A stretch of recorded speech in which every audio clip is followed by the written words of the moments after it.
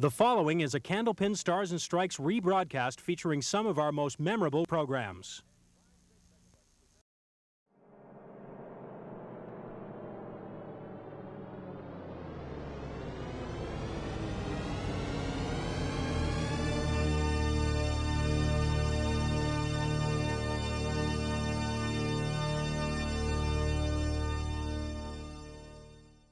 Hi, everybody, and welcome back to Candlepin Stars and Strikes. We're awfully glad you could join us again for another Sunday. 2 full hours of Candlepin bowling coming up.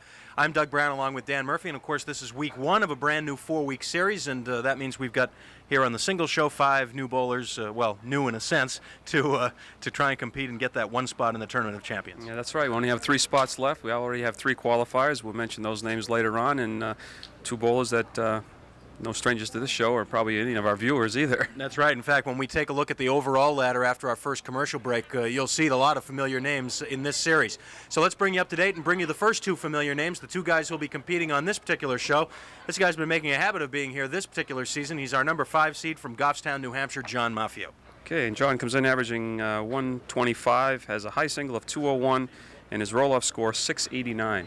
And John has been here several times already on both the singles and the doubles formats already this season. So he's looking to try and get back into the win column and come up from the bottom, as is the number 4 seed, another guy who's been here quite often in recent years, from Nashua, New Hampshire, Joe Ashline. Okay, and Joe averages 128. He has a high single also over 200 at 203, and his roll-off score, big roll-off scores this time at 690. You know what's interesting about this ladder, Dan, is it's been a long time since we've had someone come all the way up from this first match to win 4 in a row and get to the Tournament of Champions.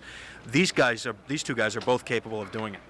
Yes, they are. However, when I look at the other 3 names, it's going to be awful difficult. It really is. We're looking forward to this series, and we hope you are too. We're going to get it started. John Maffeo and Joe Ashline. Of course, we have $100 in the bonus ball contest. We'll tell you all about that a little bit later on. We're going to get to the bowling right after this break. Don't go away.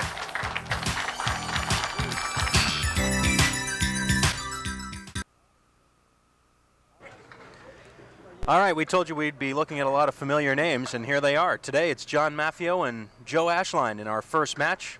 Next week, the winner will meet Brian McKinley. In 2 weeks, Tom O'Brien, who's been making a living on Stars and Strikes doubles and has already qualified for the Stars and Strikes doubles Tournament of Champions, will try and become the first man to qualify for both Tournament of Champions. And our number 1 seed is Mike Morgan with that huge 741. And of course, the story behind that, Dan, is that the finals for this series were held at the Londonderry Bowling Center, which is ordinarily thought to be a rather tight house, a difficult house to score a big number, and that's a huge number for Mike Morgan, although these are all very high scores, but Mike was just way ahead of the field. All right, John Maffeo is set to get us started as we begin this 4-week series here on Stars and Strikes.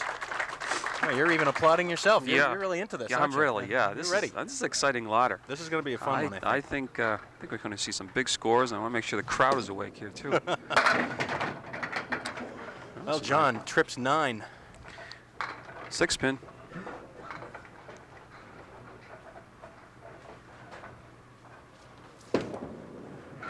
Piece of cake to open the match.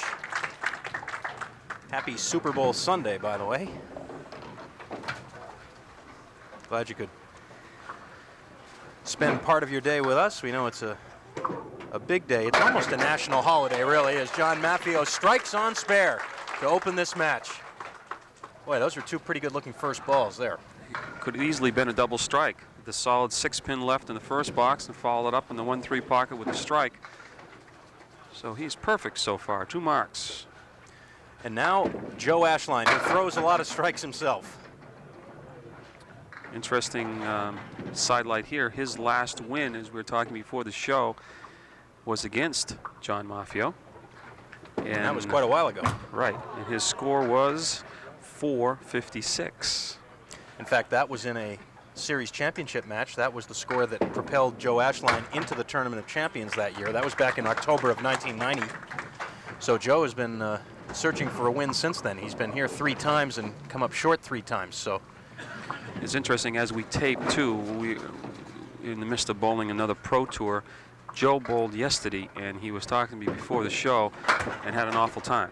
He says he just bowled real bad. So you wonder if that carries over from day to day. You know, everybody goes into mini slumps in this game, and Joe's hoping that it won't continue today for him.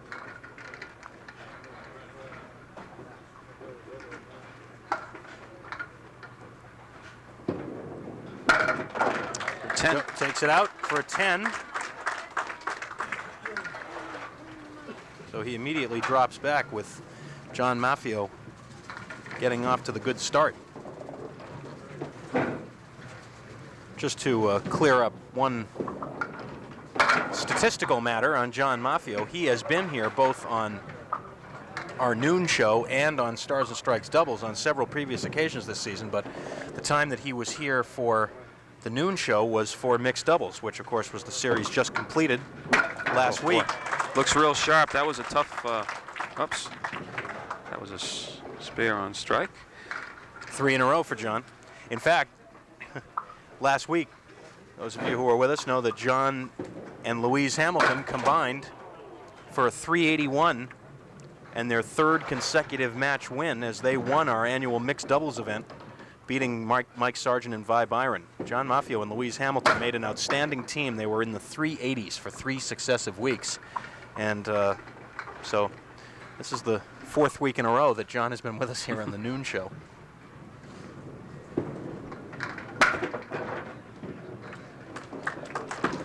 $7. And 60 after 4. Good start for John Maffeo. Joe Ashline looking for his first mark of the match.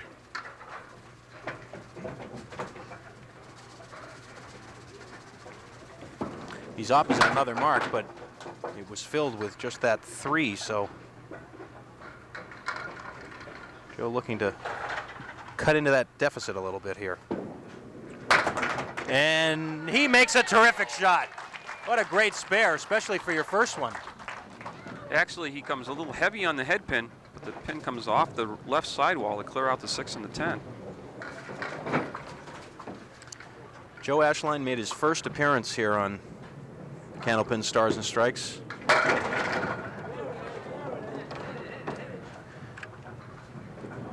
Back in late 1988. And since then, he has been here often. It was December of '88. Came in as the number 5 seed and lost his match to Mike Morgan, but he's come back with a number of wins since then. And he gets 2 marks in a row. And with a decent fill, is going to close that gap of 12 pins that he trails by right now. John Maffeo looking at the 2, 4, 7, and the 10 pin. A couple pieces of wood in between those pins. Try to shoot the 2, 4, and 7. Try to jump the 2 pin over or the wood. Oh, just yes. like that. Oh. Didn't even need the wood. Looks awful sharp early going. That was the 2 pin that got the 10. Now he'll fill the spare in the 5th. With another big number, a 9 drop, leaving a solid 10 pin.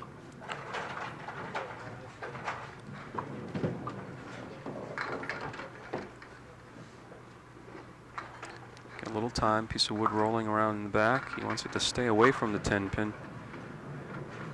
Have a clear shot at it. And he's right on it. Was it ever in question? Real sharp so far is John Maffeo. Has he stayed here since last Sunday? Did I he think just so. Maybe stay just and stay practice? and practiced. Yeah. Joe Ashline working on 2 marks in a row. I heard Joe say, "Uh-oh, he was off. I knew he was off target. Got away with a few. It looked like he was going to have the half Worcester right. Drops 6, leaves himself the 1, 2, 4, 10. Wow, close. Rob, looked like the wood cost him the shot. I was just going to say, the wood actually cost him the 10 pin and the spare. And it's 9. Let's see exactly what happened. Watch the wood on the right. Yep, dead in the head pin, which is on its way off the sidewall to the 10 pin, but never got there. Oh boy, that ball was right in there. Whew. Got a good view from behind Joe. That arm swing, he really generates a lot of power, a lot of speed. He'll punish this pin if he hits it. Whack. He hit it all right. Right dead center. Poor Pin saying, "Oh no, why me?" John Maffeo working on 2 in a row again. He only had 1 open frame. That's the 4th. Started with a spare, strike, spare, open, and 2 spares, and through the middle, spread eagle. He's had 2 costly fills so far, in spite of the fact that he's had the 5 marks. Now he's got to try and work out of this.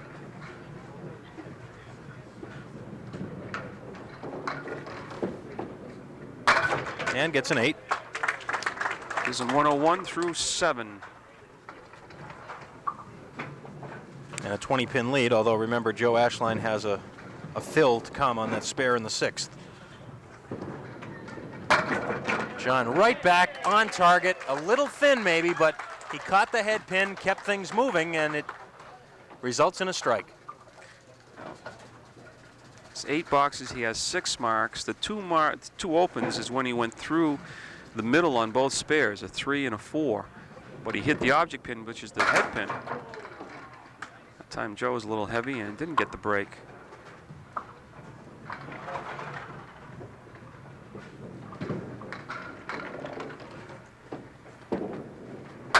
Ooh, gave it a try.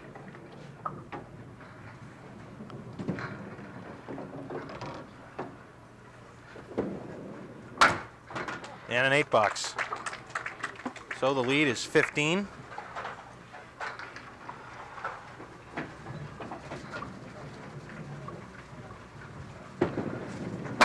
Back on the head pin again. Almost another split, but he takes the 7 pin out of there. And Joe will shoot at the 3, and it looks like he's going to have frozen wood, frozen double wood. Right on it for the spare. Battling that strike put up by John Maffeo in the 8th.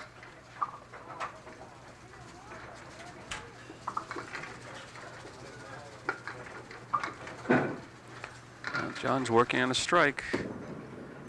Off target. First bad ball, I should say, that he's thrown. He's either been around or hitting the object pin every single ball he throws. And it's still there. John from Goffstown, New Hampshire. He and his wife Janet have 3 children, John the 3rd, Michelle, and Paul. Michelle is here. I haven't seen John or Paul, though. Must be Michelle's turn to root for Dad. John does most of his bowling at the King Lanes in Manchester.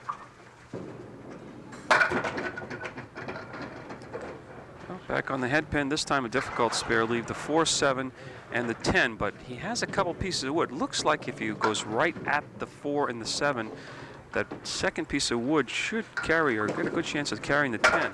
He did, but he left the 7.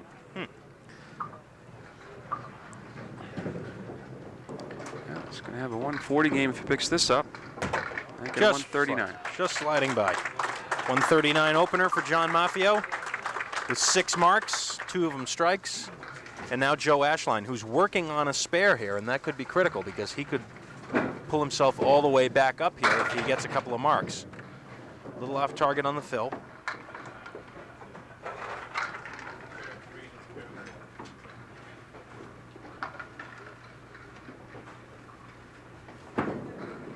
Ooh.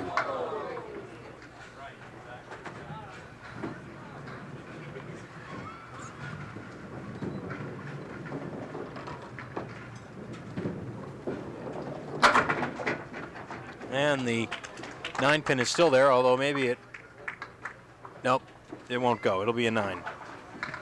So that'll leave Joe 19 pins down, but again, he's opposite an open here in the 10th. So he could perhaps get that lead to 10 or below with a mark. Well, he's no breaks at all. Is he going to have a mark? It's going to be a super shot. 7 and a 10, piece of wood in front of the 10 pin, so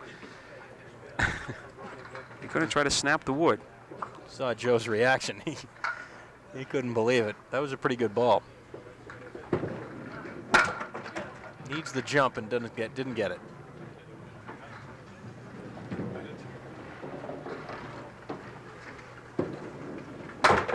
$10, 121. So John Maffeo using a quick start here in the first game, maintains the lead throughout and has an 18-pin advantage after game 1. We'll be back with details on our bonus ball contest and game 2 of this match right after these words. Joe Ashline to start game 2, and that's his situation. Trailing by 18.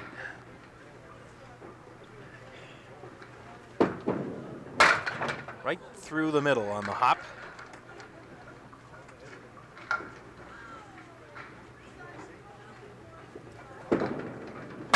Remember, this is just the first hour of 2 here on Stars and Strikes.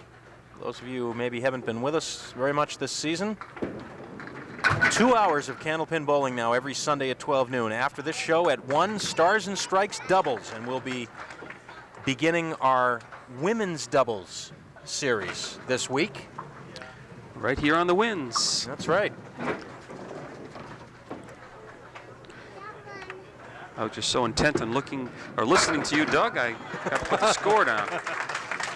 Joe Ashline bounces back from the spread eagle with a strike in the second. Because we all realize that when you speak, it's worth listening to, Doug. That's $10 you owe me. At least. Big strike by Joe Ashline. John looked like he let up on that ball just a little I bit. was just going to say the same thing. It looks like he slowed down a little bit. Well, I wouldn't change anything he was doing the first game. Oh, how about that shot? Boy, you can almost tell as soon as that ball hit the lane that it had a chance. That was pretty. Clinic time. Throw the 2 over into the 6. It's no problem. Back on the head pin. Trips out the 10 pin and the 4 pin. Leaves the 2 pin. 9 pin drop. A couple pieces of wood next to it. That's what he did the first game. Got off to a quick start. He's on his way again. 2 marks in a row. But Joe Ashline has a strike up, and Joe throws a lot of strikes. Anytime he has one, there's always a chance of that double. And can turn the complexion of a match pretty quick. Joe was saying in that WCBC Pro Tour event, there's the double. Wow. You've been studying this, huh? Take another look. It didn't look too good at the beginning. A little light, but he got a lot of mixing action. See, people don't realize that this match is bowled a week ago, and we just filling in the voiceovers. Oh, triple? Oh, that close. Now, that was a better ball than the last one. Right. Solid 7 pin. That'll catch you up in a hurry, though. It's getting ugly right now, though, because the wood's rolling up. Unless it turns, he's going to have a difficult shot. He wants it to flatten out a little bit. As I started to say, in that Pro Tour event, Joe said in one game he threw a... So I believe he said it was Fred Runella threw a... Runella, yep. A triple strike in the 10th box. Nice And there's shot. the spare. That was a nice shot. A lot more difficult. 10th box of the last game. Right. I was bowling 2 lanes over from him. And then the next bowler up threw a triple strike. That's right. It was Alan Joy of Maine. Yeah, there was 6 consecutive strikes between the 2 bowlers. John Maffeo on a spare. Well, he's got 2 marks in a row up here in game 2, and he's lost 2 pins off his lead. Trying to split the 3 and the 6. Went inside this time.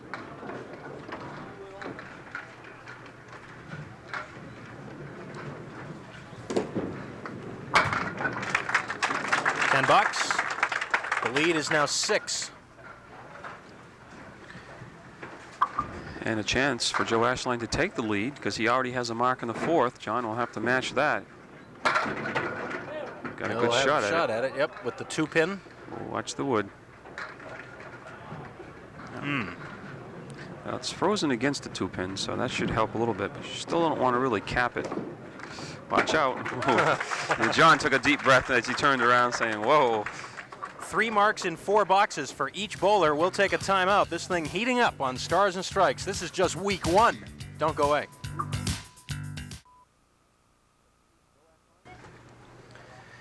Joe Ashline, spare up in the 4th. He's got 3 marks in a row. The first 2 were strikes. Go double strike spare, you're going to make up some ground. Oh, that wasn't Joe Ashline screaming in the background. That was one of his boys. That was Derek. Boy, that ball didn't make a sound. That didn't make a sound when it hit the lane. And you're right, Dan. That could have been 4 strikes in a row. Just the 7-pin cost him 4. This time the 1-2 pocket, and then the last pin to go, ironically, is the 7-pin.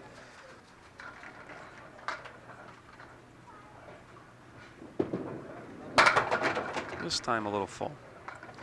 Yeah. 2.5-year-old Derek is here, and 6-month-old Cody Ashline is here. We haven't heard from him yet, though. Oh! Nice try by Joe. Joe leaves the 4-pin. Joe's wife, Robin, is here. Joe works as a salesman for Time Electronics, lives in Nashua, does a lot of his bowling at the Leda lanes and at the Pilgrim lanes. And after the 9 on the strike, he takes a 10 in the box, and let's look at the spare opportunity. Jumps it over. Actually jumped it in front of the 2-pin. John working on a spare, trying to survive the storm by Joe Ashline. Joe is actually taking over the lead temporarily anyways. 7-pin. 2 pieces of wood in the channel he's got to stay away from. 1 out in front.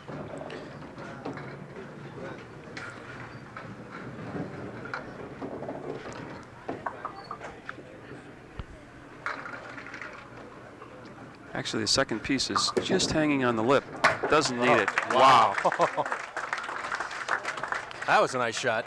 Sure it was. I was right behind him because it looked like, or it didn't look like it was. The second piece, the tip of the back piece of the wood was actually on the playing surface, so he could have nipped that and still, right back with a strike. I didn't get the words out of my mouth. These guys are firing away.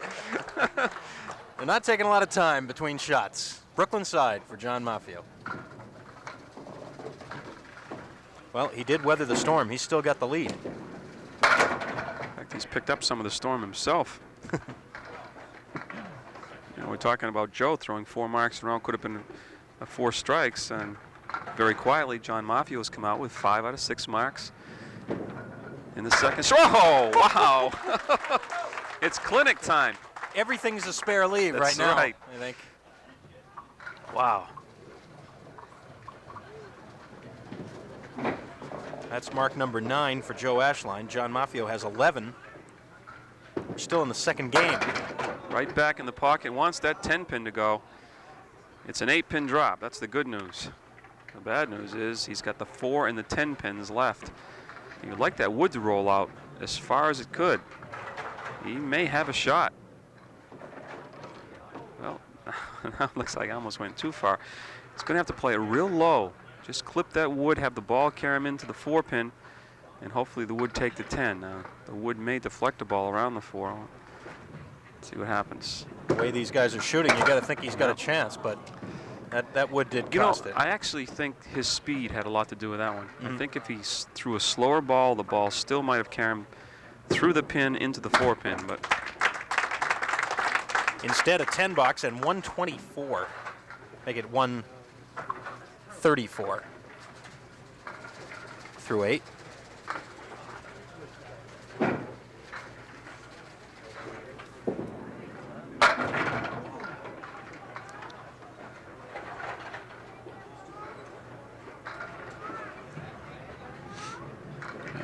triangle, 5, 8, 9, but the 7-pin is there. This is on a strike. He'll take a 7 fill.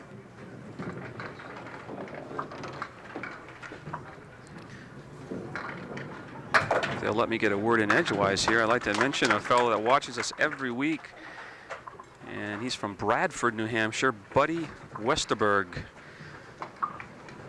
Keep watching us, buddy, right here in the Winds. We've gotten a lot of nice mail over the holidays, and it's been a couple of weeks we finally had a chance to go through it, and I'm going to be mentioning a couple of pieces of mail in the next week or two. Ever been up to Bradford? Not Bradford, Nice. New Hampshire, no. Quaint little town. Bradford, Mass. is also a nice, quiet little town. Yeah, but Bradford, New Hampshire's a lot better. Yeah, but they're both in our viewing area, though. So Ooh, that's they're why I both pretty mentioned it.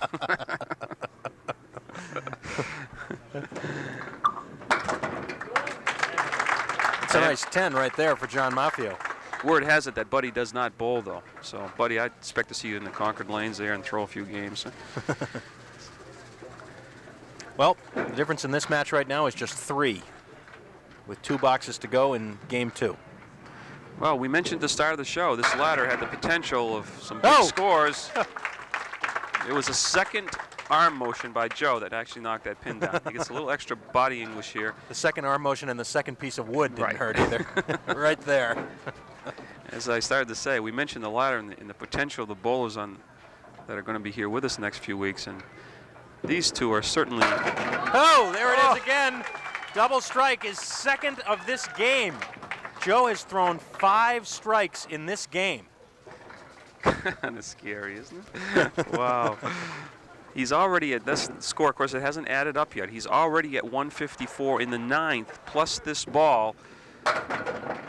Watch out. Not over yet. That gives him 162. That gives him 180. This is going to be one of the top 5 singles we've had. Yep. 181. And that is the 5th highest single we've ever had here on Candlepin Stars and Strikes, and it kind of snuck up on us there with the double strike at the end.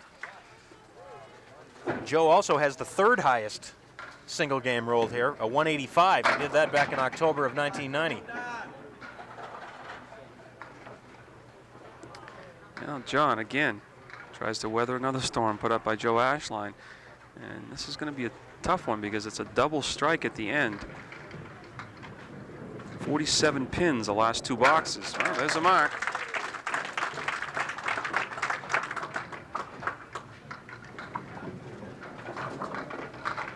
Tell you what, if John gets another mark here, this thing's going to be practically even. Oh, he wants that 6 pin to go. It's not going to happen. Do you believe that?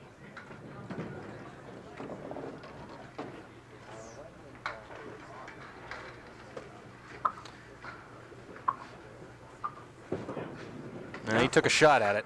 Had to. Good run. So Joe Ashline will take over the lead with that huge 181 middle game. Not exactly chopped liver for John Maffeo at 146, but he trails by 17 after 2 games. Still 1 game to go. We'll be back for it here on Stars and Strikes. Don't go away. Before we get back to this terrific match, here's a peek at what has already happened this season here on Stars and Strikes. We've been, of course, away for the last 4 weeks in our mixed doubles format, so just to refresh your memory as to who has already qualified for the 1992 Tri-State Megabucks Tournament of Champions, here are the 3 gentlemen that have already qualified for that event. Those scores on the right of the screen represent their 3-string totals in the series championship match that they won. And that, of course, that score will help to determine the overall seeding in the Tournament of Champions. So right now, Paul Berger is in a great spot at 437. Dave Richards and Stu Bergman are already there. And as you see at the bottom, 3 spots still open. 1 gentleman from this series will move on to qualify, and then 2 more before we move into our Tournament of Champions in the spring. So that's what everybody is shooting for, and that gives you an update on what's been happening so far this season. So Paul Berger, Dave Richards, and Stu Bergman are already in, and one of the 5 guys we have here with us in this series will also move on to qualify for the Tournament of Champions. So that just brings you up to date as we've been in our mixed doubles format. Well, John Maffeo watched an 18-pin lead turn into a 17-pin deficit after throwing a 146 in that second game. This is a long ways from over, though, because John is still throwing a good ball. And you take the strikes away from Joe, even if they were just spare 9s, he still has the lead. Joe Ashline in that 181 game had 7 marks. Oh, look at that. John almost converted that. He had 7 marks, 5 of them were strikes, and he had 2 doubles. And he very easily could have had 4 strikes in a row at one point. No telling what his score might have been had that happened. The high single on Stars and Strikes goes back to June of 1984, a 196 for Rick Farwell. Joe Ashline's 181 becomes the 5th highest single ever rolled here on the program. Another 8-pin drop looks bad, but at least he has a piece of wood. It looks like he can carry the ball off that piece of wood for the 9-pin and have the wood take the 7. Let's see, it looks like probably just about the red line. Yes, that is mark number 13 for John Maffeo. 10 spares and 3 strikes. Here's a look. Right on the red line.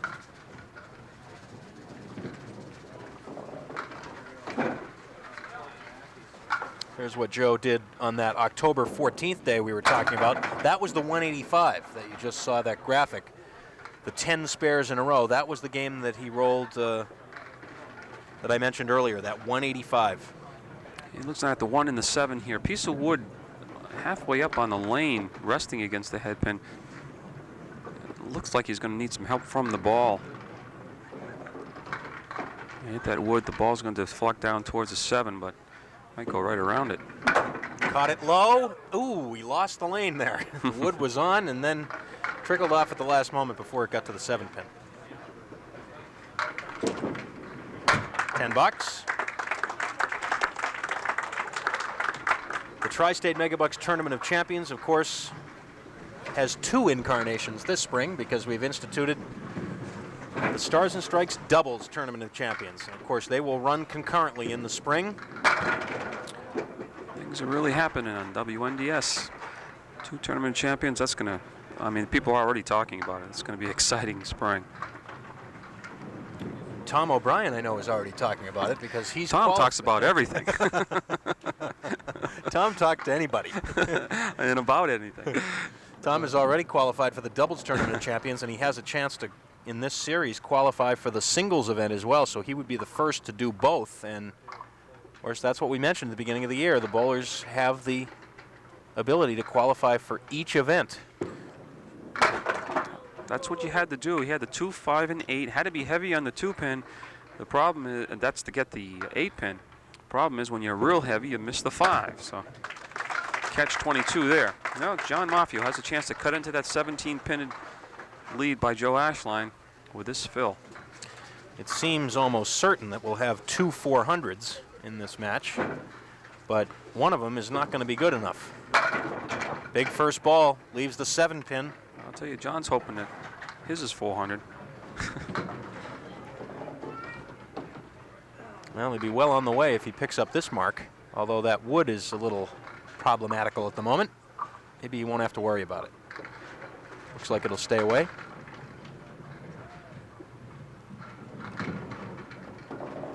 It's no problem over there, as long as it stays there. Everything is crucial now. All alone is a 7-pin. No. Ooh. That might be the first single pin that either of these bowlers has missed for a spare today. I think you're right. $10. He did cut the lead to 8, but now what he needs to do is get another markup on the board, put the pressure on Joe Ashline. I always kid myself saying if I miss a single, the next ball is going to be 7, 8, or 9 because it's really going to make me feel bad. No. Still say we lost 6 pins, but now this could get interesting with the way that wood is angled. It's coming out a little bit, but whoa, he wants it to stop right there. if Now he wants to turn. Yeah, if it had stayed frozen against the 6-pin, or against the 4-pin rather, it looked like it was going to be very beneficial. Now maybe not. He's going to have to come up high and turn it and drive it back. Oh, he's too high. Didn't miss it by much, but oops, skipped that one. 8, 47 through 4, and now Joe Ashline. 2 open frames to work on, leading by 8. The runner-up in this match, although he'll have a fine score, will have to settle for 5th place prize money of $100. As Joe Ashline will be shooting at the 4-pin for a spare. Also a 5th place plaque from the NNR Trophy Company of Winchendon, Mass. And of course the winner moves on to face our number 3 seed Brian McKinley next week. 4-pin all by itself for Joe. And he's got it.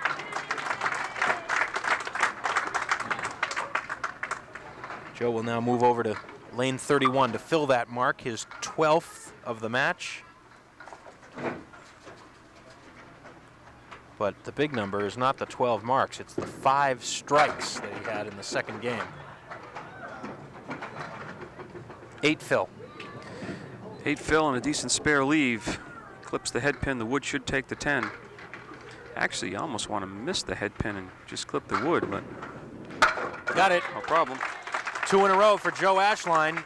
That's going to add to his lead with 6 boxes to go. What a match cooking. We'll be back to finish it off here on Stars and Strikes. Don't go away.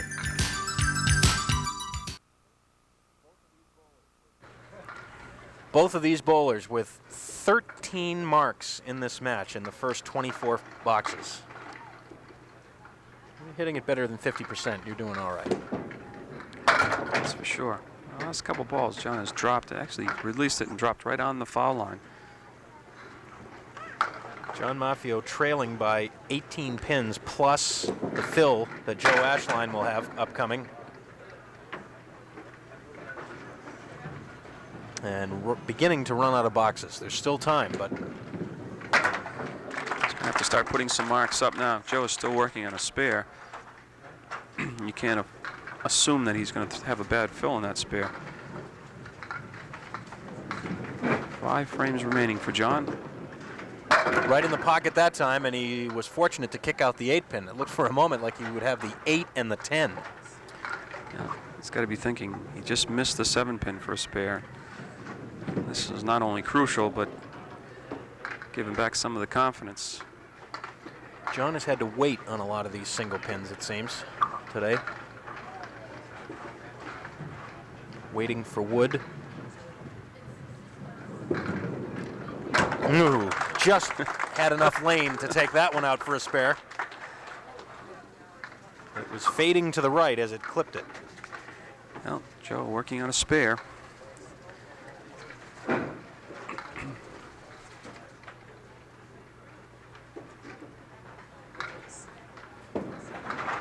Ooh, Joe thought he had a half Worcester on that ball. It looked like it going down. He was just going to take out the 3 and the 8, but he managed to get down 5 of them. 1, 2, 4, 6, 10 left. Oh, he got yes! it. Oh, baby. He didn't see that last one go down. He turned his back. It's going. The lead is up to 23 plus this fill ball.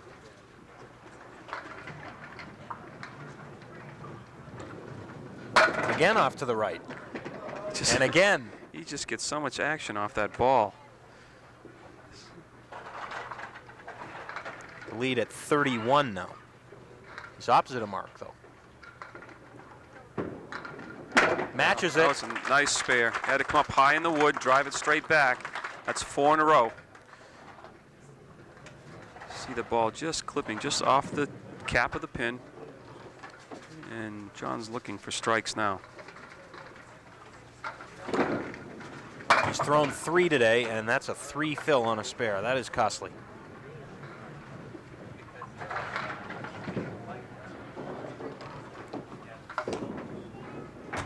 Ooh.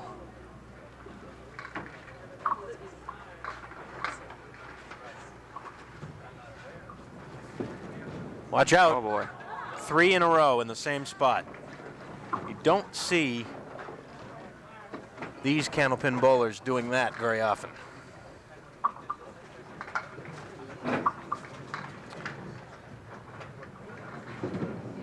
That, unfortunately, will just about do it, unless he comes up with some strikes in the end.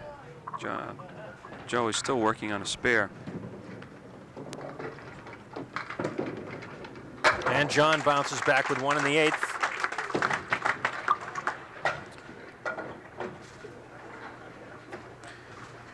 He's really got to figure that Joe is going to have to have a bad fill and a bad box, almost negate this spare that he has in the 6th frame. It's not going to happen. No chance. 8-pin drop. Another spare leave. And he quietly is now coming up with another big game.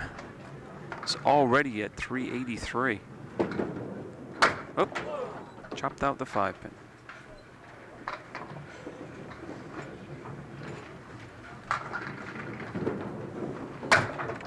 $10, and now he's at 401. 401 with 3 frames to go.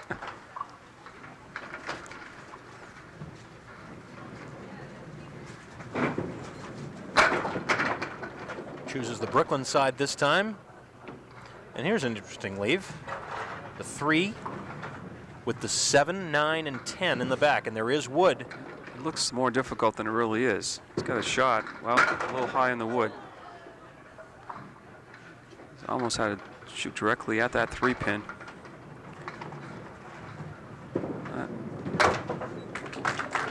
Well, 2 open frames for Joe Ashline. That hasn't happened often today. The lead right now is 43. That will be reduced by John's fill here in the 8th, but then he's got to hope for some strikes. Yeah, he's got to throw a strike right here, I would think. Can't. Well, 7-pin drop. Joe's going to have too much mercy on him, so you can't expect Joe to help you out. Gets nice the shot. spare. That was a tough shot. Had to get by that wood in the front. Mark number 16. Watch him sneak by this wood. Just gets by it. Yeah, he's gonna be over 400. Well, he's gonna have to work this out.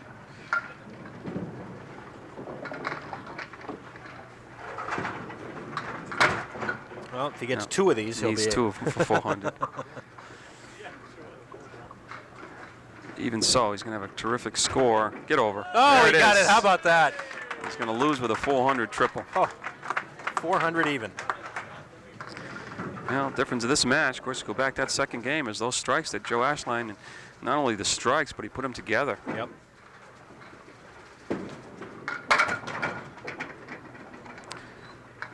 So Brian McKinley will take on Joe Ashline next week. Brian's thrown some big numbers here in the past, and how about that spare? Keep no prisoners, says Joe Ashline. Joe hasn't finished yet. Snapped that wood over and took out the 610. Fine shot. But a 2 fill. 423 right now through 9 boxes. This final game. Each bowler will finish this match down with 16 marks. It really goes back to the strikes then. If they're even in marks, and Joe's going to win the match by a bunch. 31. 431 for Joe Ashline, 400 for John Maffeo. What a match. We've got 3 matches left in this series here on Stars and Strikes. We'll be back to talk to the bowlers and shoot for $100 in the bonus ball contest after these words.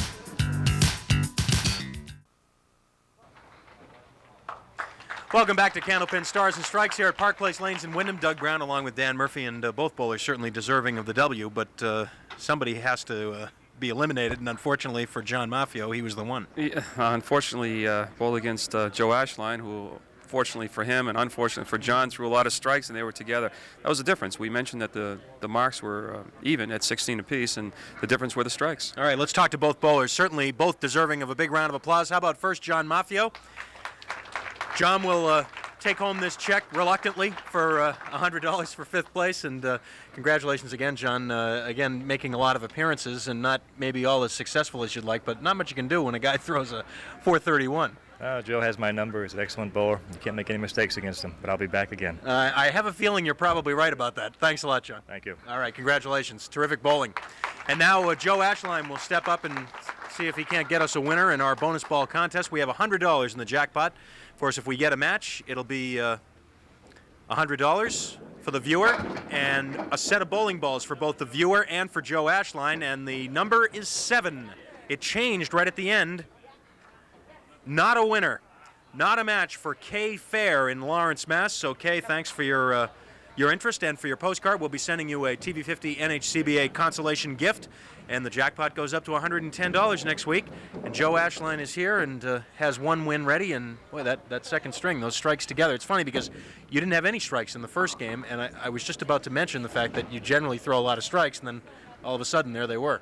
Yeah, it was nice to throw them together because John was just going right along, and I had to throw something to slow him down. Well, I know you get Derek up here. We're going to probably see him during the credits. Will Cody get equal time next week? Yeah, or what? Cody will get next week. He'll be on. All right, next week you get Brian McKinley. He's capable certainly of throwing the big numbers too. Oh yeah, Brian, I bowl over at Leader Lanes with Brian, and he's been bowling real good lately. So I better throw something better against Brian. Congratulations, Joe. Nice bowling. 431, and Joe will be back looking for win number 2 in a row next week, and we'll take a look at the ladder and see, again, just who will be here in the weeks to come. And as we take a look at that, Dan, we talked about at the beginning of the show, Joe's won the first one. Certainly either one of these guys would have been capable of winning 4 in a row. The question is, will they be able to match up against this competition and do it? When you look at it, you think if a guy's going to win 4 in a row, he needs one guy in there that maybe it's his first time on a show, something where you might be a little nervous, you might get an easy match. I don't see any easy matches for him, so if he's going to win all of them and win a series championship, he's going to really have to bowl. We're looking forward to the rest of this series. We hope you'll be here next Sunday at 12 noon, but don't go away, because after this break, at 1 o'clock, Stars and Strikes doubles coming up in just a few minutes here on Candlepin Stars and Strikes on the Winds. It'll be ladies doubles, and we'll get that started in just a few minutes. But until then, for Dan Murphy and the whole crew, Doug Brown, so long from Park Place Lanes.